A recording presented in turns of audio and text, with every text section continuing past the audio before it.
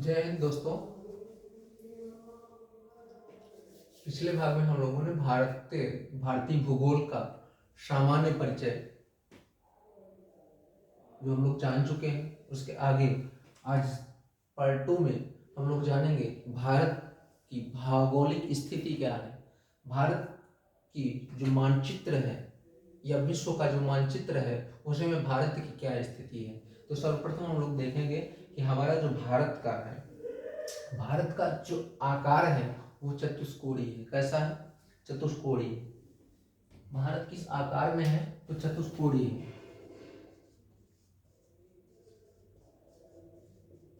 कैसा है? चतुष्कोणीय। यह प्रश्न बार बार पूछा जाता है कि किस आकार में है, वर्गाकार में है, गोलाकार में है, वृत्ताकार में है या त्रिभुजाकार में है। तो कैसा है? चतुष्कोणीय है। सर्वप्रथम हम लोग ये जान गए कि हमारा भारत का जो भारत की भौगोलिक मानचित्र में, विश्व के मानचित्र में भारत की जो आकृति है वह कैसी है? चतुष्कोणीय है। चतुष्कोणीय है। तो भारत जो है, एक प्रश्न यहाँ से और बनता है, भारत किस गोलार्ध में स्थित है। तो हम इसको जानने के लिए हमको यह जानना होगा कि जो पृथ्वी है वह किस आकार में है? लगभग अंडाकार में है, गोलेकार में है, गोले में है। किस आकार में है? गोले में है। तो भारत को या विश्व को और सरल करने के लिए, अच्छे से समझने के लिए, जो हमारे भौगोलिक शास्त्री रहे हैं, जो मानचित्र विशेषज्ञ रहे हैं, उन्होंने क्या किया? एक अक्षांशी रेखा को चिन्हित किया और भारत को या पृथ्वी को दो भागों में बांट दिया। कितने भागों में बांट दिया? दो भागों में बांट दिया। नीचे का जो भाग है वह दक्षिणी भाग है, या मतलब दक्षिणी गोलार्ध है, गोलार्ध बोला गया, और ऊपर के भाग को उत्तरी गोलार्ध। क्या बोला गया? उत्तरी गोलार्ध। एक दक्षिणी गोलार्ध हो गया और एक उत्तरी गोलार्ध हो गया। तो पृथ्वी कितने गोलार्धों में बटी है आगे और हम अच्छे तरीके से जानेंगे। तो मुख्यतः दो गोलार्ध में बटी है, एक दक्षिणी गोलार्ध और उत्तरी गोलार्ध। यहां से बीचों बीच एक रेखा खींची गई है जो 0 डिग्री अक्षांशी रेखा बोली जाती है, या विषुवत रेखा बोली जाती है, या भूमध्य रेखा बोली जाती है। इसके ऊपर उत्तर में जाएंगे तो एक और रेखा खींची गई है, एक और रेखा बनाई गई है जिसे कर्क रेखा कहते हैं। क्या? कर्क रेखा। और जैसे हम उत्तर में गए तो कितने डिग्री पे है ये कर्क रेखा? यहां से भी प्रश्न पूछा जाता है कि कर्क रेखा कितने डिग्री, कर्क रेखा जो अक्षांशीय मान है वो कितने पे है? तो 23.5 डिग्री पे, 23.5 डिग्री उत्तरी में, उत्तरी गोलार्ध में कर्क रेखा स्थित है। उसी तरीके से एक मकर रेखा भी है। मकर रेखा दक्षिणी गोलार्ध में है। किस गोलार्ध में है? दक्षिणी गोलार्ध में। वह भी 23.5 डिग्री पे है, 23.5 डिग्री पे है दक्षिणी गोलार्ध में। मकर रेखा किस गोलार्ध में है? तो दक्षिणी गोलार्ध में। और कर्क रेखा किस गोलार्ध में है? उत्तरी गोलार्ध में। इसको और अधिक सरल करने के लिए हमारे जो विशेषज्ञों ने क्या किया कि इस पृथ्वी को, ये अक्षांशी, यहां से प्रश्न आएगा कुल अक्षांशी रेखाओं की संख्या कितनी है। तो ध्यान दीजिएगा कितनी है, प्रश्न में बार बार पूछा गया है कि अक्षांशी रेखाओं की संख्या कितनी है या कुल अक्षांशी रेखा कितनी होती है। तो 181। कितनी है? 181। कई लोग गलती से 180 करके आते हैं, तो 180 नहीं, ध्यान दीजिएगा 181 है। कितना है? 181 है। इसी तरीके से हमारे इस भौगोलिक मानचित्र पे कुछ देशांतर रेखाएं खींची गई जो 360 डिग्री पे है। 360 डिग्री पे 360 रेखाएं हैं। कितनी रेखाएं हैं? 360 रेखाएं हैं। इस हिसाब से देखा जाए तो भूमध्य रेखा के ऊपर, मतलब हमारा भारत किस गोलार्ध में है? तो पहले तो हो गया उत्तरी गोलार्ध में, और उसके बाद अगर पूछा जाए कि पश्चिमी गोलार्ध में है या पूर्वी गोलार्ध में, तो वहां से प्रश्न ये बनेगा कि हमारा जो भारत है वह पूर्वी गोलार्ध में स्थित है। किस गोलार्ध में है? पूर्वी गोलार्ध में। किस गोलार्ध में? पूर्वी गोलार्ध में। अब यह निश्चित हो गया कि हमारा भारत उत्तरी पूर्वी गोलार्ध में है। किस गोलार्ध में? उत्तरी पूर्वी गोलार्ध में है। और हमारा जो भारत है यह कर्क रेखा को स्पर्श करता है। किस रेखा को स्पर्श करता है? प्रश्न आएगा कि भारत के बीचों बीच कौन सी रेखा खींची गई है? जो ऑप्शन में रहेगा वो मकर रेखा रहेगा, कर्क रेखा रहेगा, विषुवत रेखा रहेगा, या इनमें से कोई नहीं रहेगा। तो वो कौन सा उत्तर होगा? जो कर्क रेखा। यहाँ से प्रश्न बनता है कि भारत में जो कर्क रेखा है वह कितने राज्यों से होकर गुजरती है? तो भारत में जो कर्क रेखा है कुल 8 राज्यों से होकर गुजरती है, क्रमशः गुजरात, राजस्थान, मध्य प्रदेश के बाद छत्तीसगढ़, झारखंड, और फिर वेस्ट बंगाल, फिर त्रिपुरा, और फिर मिजोरम। प्रश्न यहाँ से यह बनता है कि हमारे कर्क रेखा पे सर्वाधिक सीमा किस राज्य की लगती है? तो मध्य प्रदेश की। किस राज्य की लगती है? मध्य प्रदेश की। यहाँ है मध्य प्रदेश में, यह मध्य प्रदेश में। कर्क रेखा पे सर्वाधिक सीमा किस राज्य की लगती है? तो मध्य प्रदेश में। एक प्रश्न और इंपॉर्टेंट बनता है कि वह कौन सा राजधानी है, वह किस राज्य की राजधानी है जो कर्क रेखा पे ही स्थित है? तो रांची, झारखंड की रांची जो कर्क रेखा पर स्थित है। और प्रश्न बनता है कि कर्क रेखा के समीप वह कौन कौन से शहर बसे हैं? उसमें से कई रहेंगे, जिसमें से ऑप्शन आपको टिक करना है कि एक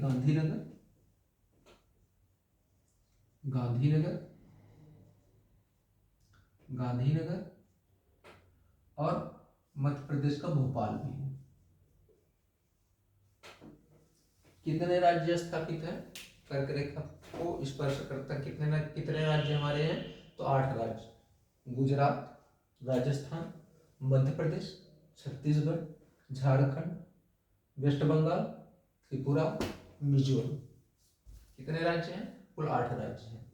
इस तरीके से। और ये देखिए 23.5 डिग्री पे है। कितने पे है? 23.5। तो कहने का तात्पर्य यह है कि हमारी जो भारत की शुरुआत है, विश्व के मानचित्र पे भारत की शुरुआत है, वह भी कहीं से हुई होगी, किसी डिग्री पे हुई होगी, और इसका अंत जो है वह भी हुआ होगा। तो हमारे भारत की शुरुआत, भारत जो है 8 डिग्री 4 मिनट उत्तरी से, कहां से? 8 डिग्री 4 मिनट उत्तरी से लेकर 37 डिग्री 6 मिनट उत्तरी तक है। भारत का विस्तार कहां से कहां तक है? 8 डिग्री 4 मिनट उत्तरी से 37 डिग्री 6 मिनट उत्तरी तक है। भारत का जो अक्षांशीय विस्तार है कहां से कहां तक है? भारत का अक्षांशीय विस्तार 8 डिग्री 4 मिनट से लेकर 37 डिग्री 6 मिनट तक है। कभी कभी यह भी देखा जाता है। और अच्छा ये कि हमारा इंदिरा पॉइंट जो है, इंदिरा पॉइंट कहाँ स्थापित है, किस राज्य में है? तो वह हमारा अंडमान निकोबार जो यहाँ का राज्य है, नीचे जो खाड़ी में राज्य है वहाँ है अंडमान निकोबार। और वहाँ शुरुआत जो होता है वह 6 डिग्री 4 मिनट से होती है। भारत की जो सीमा प्रारंभ होती है 6 डिग्री 4 मिनट अक्षांशी से लेकर 37 डिग्री 4 मिनट और 37 डिग्री 6 मिनट उत्तरी तक इसका विस्तार है। अब जब हमारा उत्तर दक्षिण में विस्तार है तो इसी तरीके से पूर्व पश्चिम में भी विस्तार होगा। पूर्व पश्चिम में निर्धारण करने के लिए लंदन का ग्रीनविच वहां पे 0 डिग्री देशांतर रेखा बनाया गया। और उसके बाद इधर पूरब हो गया और इधर पश्चिम हो गई। हमारी पृथ्वी पश्चिम से पूर्व घूमती है। कैसे घूमती है पृथ्वी हमारी? कैसे घूमती है? तो पश्चिम से पूर्व की ओर घूमती है। तो सवेरा पहले कहाँ होगा? पहले पूरब में होगा, जहां पहले पूरब आएगा। तो हमारा भारत किस गोलार्ध में? पूर्वी गोलार्ध में। तो भारत में पहले सवेरा होगा और ग्रीनविच लंदन में बाद में होगा। अगर मान लीजिए कि ग्रीनविच लंदन में 12:30 बज रहा है दिन का, तो भारत में कितना बजेगा? तो 6 बजेगा, शाम का 6 बजेगा, तो लगभग 5.5 घंटे आगे हमारा समय है इस पश्चिमी देशों से। ठीक है, ये है हमारा। अच्छा, विस्तार कहाँ से है? तो विस्तार हमारा जो गुजरात का गौर माता, कौन सा जगह है? गुजरात का गौर माता सबसे पश्चिमी स्थान है, सबसे पश्चिमी छोर क्या है? गुजरात का गौर माता, जहाँ 68 डिग्री 7 मिनट से लेके इसका जो देशांतरी विस्तार है 97 डिग्री 25 मिनट तक है। 97 डिग्री 68 डिग्री 7 मिनट से लेके 97 डिग्री 25 मिनट तक हमारा देशांतरी विस्तार है। 68 डिग्री 7 मिनट पे गुजरात का गौर माता स्थित है, जो हमारी भारत की पश्चिमी बिंदु है, भारत की पश्चिमी बिंदु या पश्चिमी छोर है। और 97 डिग्री 25 मिनट, 97 डिग्री 25 मिनट जो है यह पूर्वी छोर है। अच्छा, यह ध्यान रखिएगा, इस तरीके से यहाँ बताया जाएगा, जानना होगा कि 68 डिग्री 7 मिनट पूर्वी से 97 डिग्री 25 मिनट पूर्वी तक भारत का विस्तार है। जो 68 डिग्री 7 मिनट पे है वह गुजरात की गौर माता स्थित है। गुजरात 68 डिग्री 60 मिनट पे गुजरात का गौर माता क्या है? गुजरात का गौर माता। और 97 डिग्री 25 मिनट पे अरुणाचल प्रदेश का किबिथु है। क्या है? किबिथु 97 डिग्री 25 मिनट पे किबिथु है, जो अरुणाचल प्रदेश में है। क्या है? अरुणाचल प्रदेश में किबिथु है। यहाँ से प्रश्न इस तरीके से बनता है कि हमारे पूर्वी बिंदु पे कौन सा स्थान है, या वह या इस तरीके से, या किबिथु किस राज्य से संबंधित है, किबिथु का संबंध किस राज्य से है? तो किस राज्य से है? अरुणाचल प्रदेश। यहाँ देख लीजिए। अच्छा, एक चीज और है कि हर किसी देश का एक मानक समय सीमा, मानक समय रेखा होता है। उस मानक समय रेखा को मानकर उस देश का एक समय निर्धारित किया जाता है। उस देश में समय का निर्धारण किया जाता है और उसी के हिसाब से पूरे देश में एक समय लागू किया जाता है। तो हमारी जो समय रेखा है वह 82.5 डिग्री पे स्थापित है। 82.5 डिग्री पूर्वी में स्थापित है। कहाँ पे है? 82.5 डिग्री पूर्वी में। अच्छा, यह 82.5 डिग्री पूर्वी में ही क्यों स्थापित किया गया? इसके पीछे भी एक कारण है कि 68 डिग्री 7 मिनट से और 97 डिग्री 25 मिनट का जो मध्य का भाग होगा, इसको दोनों को जोड़ करके और 2 का भाग दे देंगे तो वो उस लगभग 82.5 आएगा। कितना आएगा? लगभग 82.5 ही आएगा। तो इसलिए ये जो हमारा समय रेखा बनाया गया या मानक समय रेखा खींचा गया, वह हमारे भारत के मध्य में 82.5 डिग्री उत्तरी में खींचा गया। कहाँ? पूर्वी में। 82.5 डिग्री पूर्वी में जो देशांतरी विस्तार है उस पे 82.5 डिग्री पूर्वी में इस मानक रेखा को बनाया गया।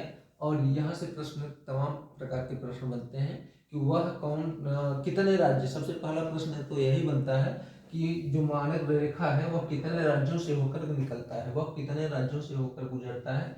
तो सर्वप्रथम हमने देखा कि जो हमारा मानक रेखा है वह उत्तर प्रदेश के बाद छत्तीसगढ़ के बाद उड़ीसा और फिर आंध्र प्रदेश, और बीच में थोड़ा सा मध्य प्रदेश को भी स्पर्श करता है। तो यूपी, एमपी, छत्तीसगढ़ और उड़ीसा, मध्य प्रदेश कितने राज्यों से होकर गुजरता है? तो 5 राज्यों से होकर गुजरता है। और कहाँ से गुजरता है? तो इलाहाबाद के नैनी से, उत्तर प्रदेश के इलाहाबाद के नैनी नामक स्थान से होकर यह मानक समय रेखा निर्धारण किया गया है, जो उत्तर भारत के 5 राज्यों से होकर गुजरता है। कितने राज्यों से? 5 राज्यों से। उत्तर प्रदेश, मध्य प्रदेश, छत्तीसगढ़, उड़ीसा और आंध्र प्रदेश। और आंध्र प्रदेश। 5 राज्य हैं। एक बात यहाँ क्लियर हो गई कि हमारे कर्क रेखा पे कितने राज्य स्थापित हैं, तो 8। मानक समय रेखा पे कितने राज्य स्थापित हैं, तो 5। कितने राज्य, 5। यहाँ अब आगे देखते हैं हम लोग कि हमारे पड़ोसी देश कितने हैं, भारत के पड़ोसी देश कितने हैं, या हमारे भारत के सर्वाधिक सीमा पर कौन सा देश है जो सर्वाधिक सीमा को स्पर्श करता है, या कौन सा देश है जो सबसे कम सीमा को स्पर्श करता है, या हमारे उत्तर में कौन से देश हैं, हमारे दक्षिण में कौन से देश हैं, पूर्व में कौन से देश हैं, और पश्चिम में कौन से देश हैं।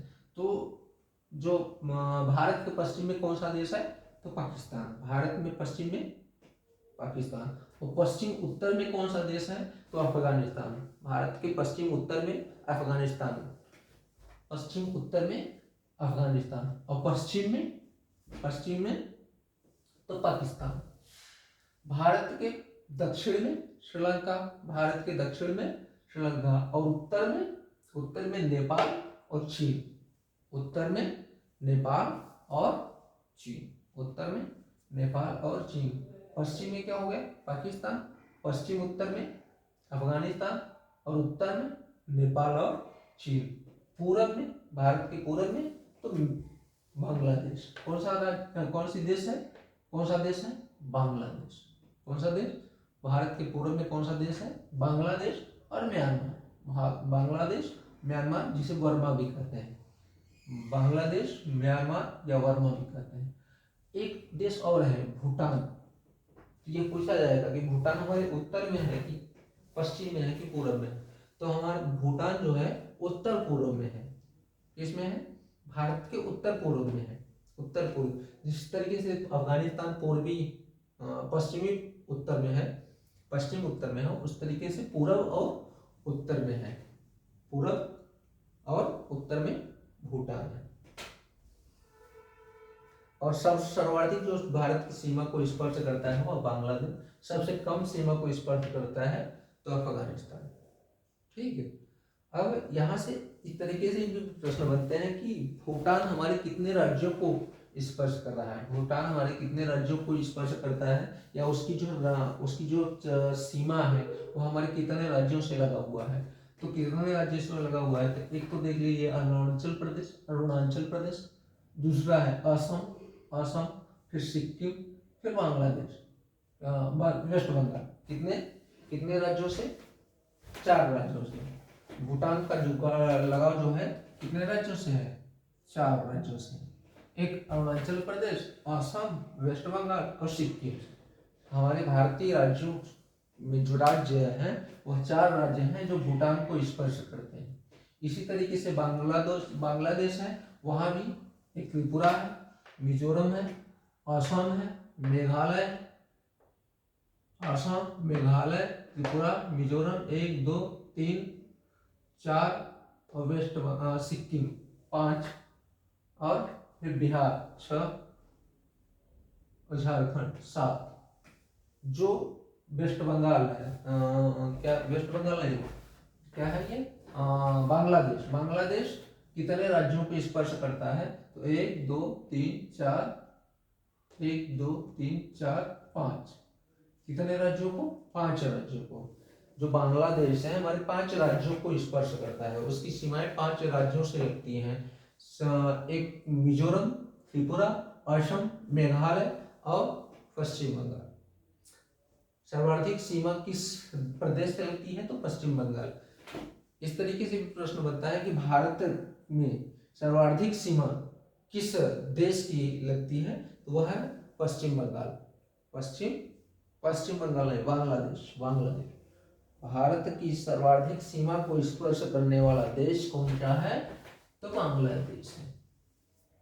एक नेपाल भी है जो एक हमारे उत्तर में है। कहाँ पे है, उत्तर में है नेपाल कितने राज्यों से सटा हुआ है, तो उत्तराखंड, उत्तर प्रदेश, बिहार, वेस्ट बंगाल और सिक्किम। कितने राज्यों से, 5 राज्यों से। उत्तराखंड, उत्तर प्रदेश, वेस्ट बंगाल, उत्तराखंड, उत्तर प्रदेश, बिहार और जो नेपाल है कितने राज्यों से इसकी सीमाएं स्पर्श करती हैं, तो 5 राज्यों से करती है। कितने राज्यों से? 5 राज्यों से इसकी सीमा लगी हुई है। जो हमारे उत्तराखंड है, पहला उत्तर प्रदेश, दूसरा बिहार, तीसरा वेस्ट बंगाल और फिर सिक्किम। 5 राज्य हैं हमारे जो है वह नेपाल से सटे हुए हैं। 5 राज्य नेपाल से लगे हुए हैं या सटे हुए हैं।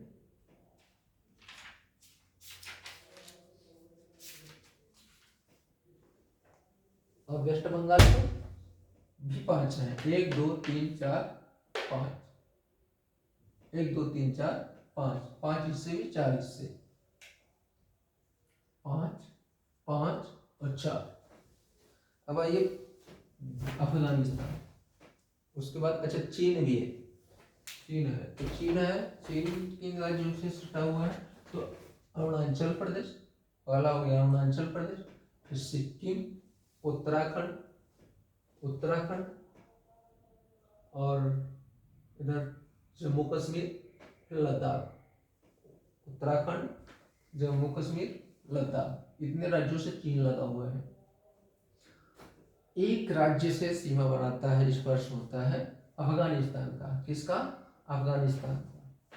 अच्छा, अफगानिस्तान और भारत की जो मध्य एक रेखा है जिसे हम डूरंट रेखा कहते हैं। क्या कहते हैं? डूरंट रेखा, डूरंट रेखा। यह भारत को अफगानिस्तान से अलग करता है और चीन को भारत से अलग करने वाला तो मैकमोहन रेखा। किस राज्य में वह रेखा है? तो अरुणाचल प्रदेश में है। किस राज्य में? अरुणाचल प्रदेश में। और बांग्लादेश को भारत से किस रेखा से अलग करता है? तो शून्य रेखा। शून्य रेखा कहाँ है? त्रिपुरा में। कहाँ पे है? त्रिपुरा में। पाकिस्तान को भारत से अलग कौन सी रेखा करता है? तो रेड क्लिफ रेखा करती है। कौन सी रेखा? Red Cliff.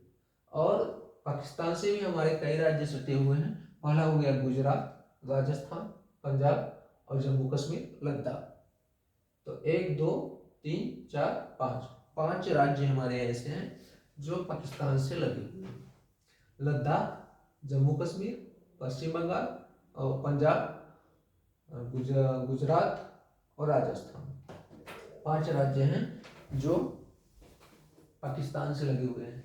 पाकिस्तान से विवाद हमेशा चला रहता है और पाकिस्तान जो ये 23.5 डिग्री पे स्थापित कर्क रेखा है, वहाँ उसके थोड़ा सा ऊपर 24 डिग्री पे एक रेखा खींची गई है, जहाँ से कहता है कि वो उसका भाग वहाँ तक है, 24 डिग्री तक भूभाग है। जबकि हमारा उसके ऊपर भी कच्छ का, गुजरात का जो कच्छ है उसका क्षेत्र आता है। लेकिन पाकिस्तान विवादित देश है, हमेशा विवाद करता रहता है।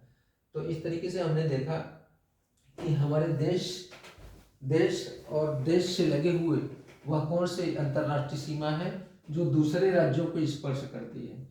ठीक है, अब देखेंगे हम लोग कि जो भारत का जो पूरा विस्तार है वह 32,87,000 वर्ग किलोमीटर है। 32,87,000 वर्ग किलोमीटर है। 32,87,000 वर्ग किलोमीटर है भारत का जो भौगोलिक विस्तार है। 32,87,000 वर्ग किलोमीटर में फैला हुआ है इसका।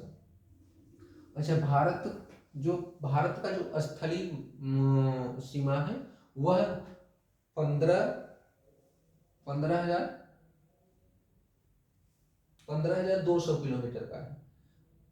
जो भारत का स्थलीय सीमा है वह 15,200 किलोमीटर, जो गुजरात से लेकर कहाँ तक है इधर देखेंगे तो जो स्थल से लगे हुए देश हैं वहाँ उस देश की से अपनी जो राजधानी है वहाँ से होते हुए म्यांमार के आते हुए यहाँ तक मिजोरम तक, यहाँ तक ये सब स्थल से लगा हुआ सीमा है, जहाँ 15,200 किलोमीटर का फैला हुआ है। कितना का? 15,200 किलोमीटर का। और जो 15,200 किलोमीटर जो स्थल का सीमा है, स्थल का सीमा कितना है? 15,200 किलोमीटर। और लगभग 6100 किलोमीटर, 6100 किलोमीटर हमारे तटीय भूभाग का विस्तार है।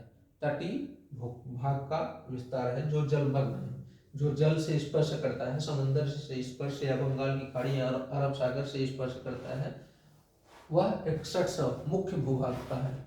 और कुल द्वीपों सहित अगर लिया जाए तो वह 7516 हो जाएगा। 7516 वर्ग किलोमीटर, 7516 किलोमीटर जो हमारे तटीय राज्य हैं उनका विस्तार है।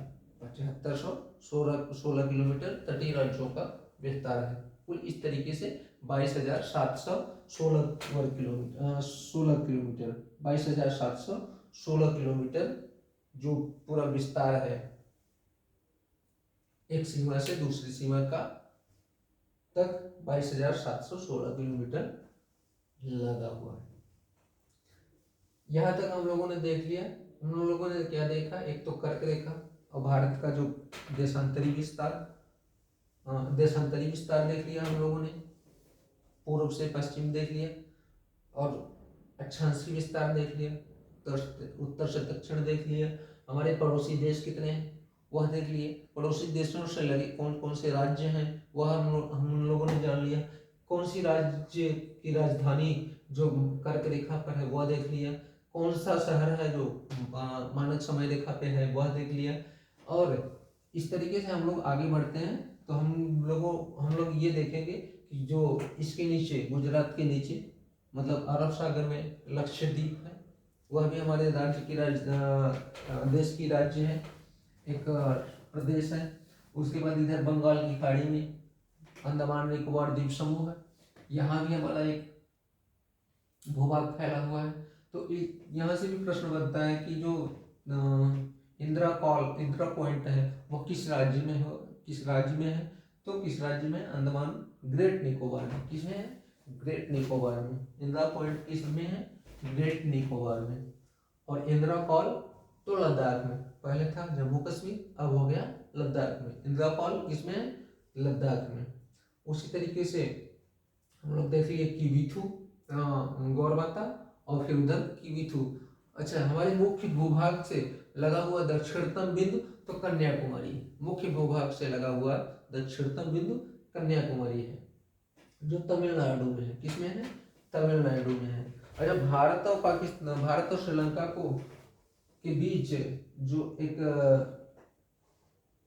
भारत और श्रीलंका के बीच जो सीमा है उसे मन्नार की खाड़ी कहते हैं। जो भारत से श्रीलंका को अलग करता है मन्नार की खाड़ी।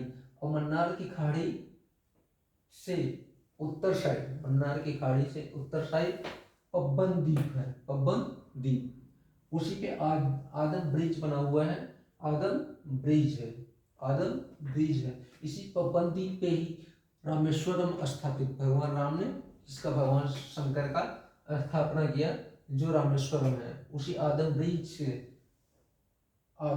से उत्तर पाक स्ट्रेट है, पाक की खाड़ी या पाक स्ट्रेट कहा जाता है। पाक स्ट्रेट पूछा जाएगा कि पाक स्ट्रेट किस सीमा को, किस देश को अलग करता है, तो श्रीलंका को। किस देश को? श्रीलंका को। ये हम लोगों ने जान लिया। इस तरीके से एक कई राज्य हैं और राज्य की राजधानियां हैं, उसको देखना होगा आगे के चैप्टर में, आगे वाले पार्ट में। तो यहाँ हम लोग देखेंगे कि एक पौंडीचेरी है। पौंडीचेरी जो केंद्र शासित प्रदेश है, उसमें 4 जिले हैं, कुल 4 जिले। जो मुख्य पौंडीचेरी है वह तमिलनाडु से इस पर लगा हुआ है। जो मुख्य पौंडीचेरी जो राज्य है वह तमिलनाडु से लगा हुआ है। और उसी तमिलनाडु में एक दूसरा का जिला है पौंडीचेरी का, तमिलनाडु से लगा हुआ कराईकल। और इसके बाद एक आंध्र प्रदेश में यनम करके है, और फिर केरल में माहे है। 4 जिलों का समूह है जो पौंडीचेरी के नाम से जाना जाता है। 4 जिलों का समूह जो पौंडीचेरी, यह पौंडीचेरी का जो 4 जिला है वह पुर्तगालियों और फ्रांसीसियों के शासन पे उसका अधिकार था। पुर्तगालियों और फ्रांसीसियों का अधिकार है। आज़ादी के बाद 1 नवंबर 1954 को यह यमन, पांडिचेरी, कराईकल और माहे विदेशियों के हाथों से अलग हुआ और यह भारत में शामिल हुआ। किसमें शामिल हुआ? भारत में शामिल हुआ। अच्छा, हमारे कुछ ग्रेड चैनल होते हैं या डिग्री चैनल होते हैं, तो उसको भी देख लेते हैं। जो लघु निकोबार को, लघु अंडमान को कार निकोबार से जो अलग बीचों बीच एक चैनल है वह 10 डिग्री चैनल है। 10 डिग्री चैनल है। अंडमान को कार निकोबार और ग्रेट इंडोनेशिया, कार निकोबार और इंडोनेशिया के बीच ग्रेट चैनल है। कौन सा चैनल है? ग्रेट चैनल है। मिनिकॉय, मिनिकॉय, मिनिकॉय लक्षद्वीप, मिनिकॉय और लक्षद्वीप के बीच में 9 डिग्री चैनल है। मालदीव और मिनिकॉय के बीच में 8 डिग्री चैनल है। ठीक है, मिनिकॉय और लक्षद्वीप के बीच में हमारा जो राज्य है लक्षद्वीप, उसके बीच और मिनिकॉय के बीच में 9 डिग्री चैनल है। मालदीव है, मालदीव है एक देश है, मिनिकॉय भी एक देश है। मिनिकॉय और मालदीव के बीच में 8 डिग्री चैनल है।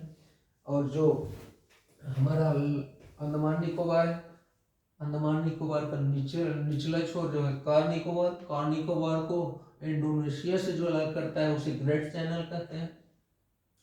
इस तरीके से हम लोगों ने कर्क रेखा और मानक समय रेखा और भारत की अक्षांशीय विस्तार, देशांतरी विस्तार, भारत की कुल भूभाग, भारत के राज्यों से लगा हुआ विदेशी सीमा और इसका स्थलीय विस्तार और तटीय विस्तार, ये हम लोगों ने जान लिया।